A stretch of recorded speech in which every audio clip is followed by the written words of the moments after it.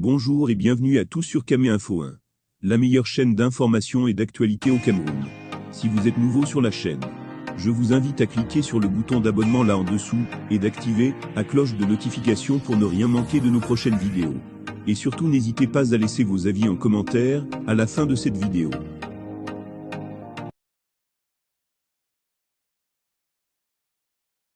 « 8 heures déterminées, le TCS ne lâchera pas Ferdinand Ngongo. Suite au dossier Covid, le SGPR reçoit une deuxième interpellation des enquêteurs du tribunal pénal spécial, TCS. Cette arrestation entre dans le cadre de la construction du stade d'Olambe et du coup de la CAN 2021. Selon une source du Présidium de la République, le secrétaire général du Présidium de la République commentera prochainement les dossiers sur les sites de la CAN. Mvondo Eyolo épargné selon les informations de nos confrères de Jeune Afrique, Mvondo Eyolo a refusé de toucher aux 13 milliards dépensés pour l'organisation de la CAN 2021. Il avait pris des mesures pour se protéger contre d'éventuelles poursuites judiciaires. Les tensions étaient également vives dans les loges et tribunes VIP de l'écrin d'Olambe, où les invités ont trouvé sur leur siège deux guides de la compétition issus des administrations rivales. Pour organiser la cérémonie, Samuel Mvondo Eyolo a refusé de puiser dans les 13 milliards de CFA débloqués à cet effet, révèle Jeune Afrique.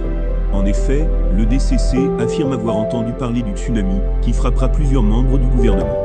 Outre les limogeages, plusieurs ministres se retrouveront prochainement en prison, selon des confidents de Mvondo Eyolo. Le DCC prédit non seulement à ses visiteurs que de nombreux membres du gouvernement devront se justifier pour l'utilisation de cet argent, il suggère également que certains seront licenciés, voire que la justice pourrait les priver de leur liberté, alors qu'ils sont soupçonnés de détournement lié pour cet argent flottant.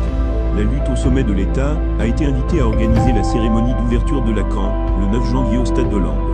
Mvondo Eyolo aurait utilisé tout un dispositif pour rendre Ferdinand Ngongo quasi invisible, pourtant salué par le président de la CAF Patrice Motsepe.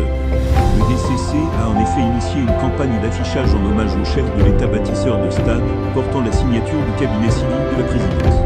Le patron de la Confédération africaine de football CAF, Patrice Motsepe, a eu beau faire applaudir Ngongo, ce dernier a dû ronger son feu lors de cette cérémonie durant laquelle il s'est retrouvé ostracisé par son adversaire. Nous sommes au terme de la Jeune Afrique. Surtout n'oubliez pas de vous abonner et de cliquer sur la cloche de notification pour recevoir le top des informations et actualités au Cameroun.